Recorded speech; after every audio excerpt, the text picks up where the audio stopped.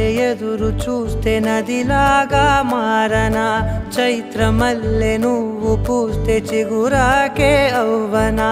నన్నే వరించే యువరాజును అంట నీ యువరాణి